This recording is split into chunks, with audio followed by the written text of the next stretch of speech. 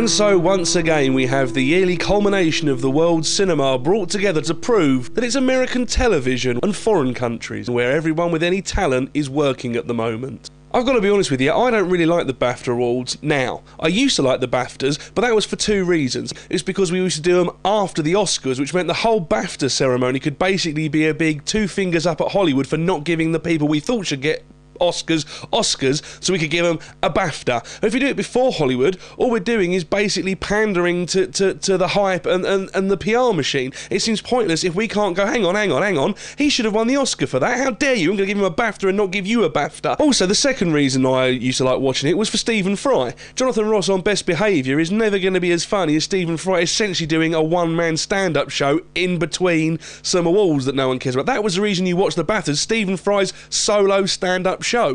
This year's BAFTA is actually quite depressing because when you actually boil down the films that are actually going to be winning awards, it suddenly occurred to me that I didn't like or fancy watching any of them. It was a year of awards so boring and bland and unimpressive, it was only a miracle Russell Crowe and Ridley Scott weren't also nominated for something. The fact that the Coen brothers could get nominated for Best Script for the appalling Burn After Reading just shows how far we've sunk, and it also proves that we still can't write decent roles for women, given the fact that Kate Winslet was nominated twice for two things that weren't really very good. A humdrum drama where she cries but doesn't have sex, and a drama where she cries and has sex. When people explained to me what The Reader was, I thought they were describing a Tinto Brass movie. It was a year when sentimentality won out over legitimate awards. Now I know you could argue that awards are essentially a popularity contest rather than a critical, respectful thing, but I just think if you're going to give someone a BAFTA for dying, then you're really wasting everyone's time. Heath Ledger was good, don't get me wrong, I like The Dark Knight and I liked him as the Joker, but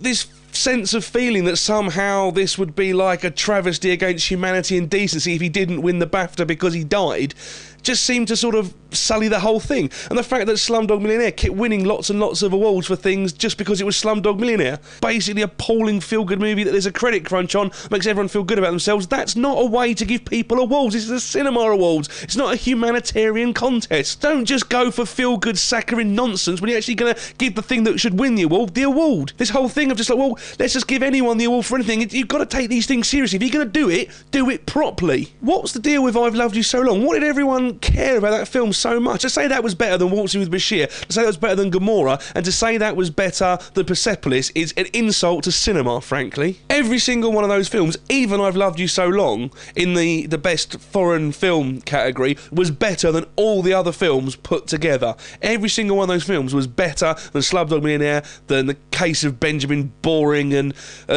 God, I shagged a Nazi and I'm sorry, and isn't it hard to grow up in the like, these are just films that confuse being long, dull and tedious with being serious and thoughtful. And it's about time Hollywood bucked its ideas up and didn't make me spend the whole time I was watching the BAFTAs just thinking to myself, all of these films are not as interesting as 2 episodes of Dexter.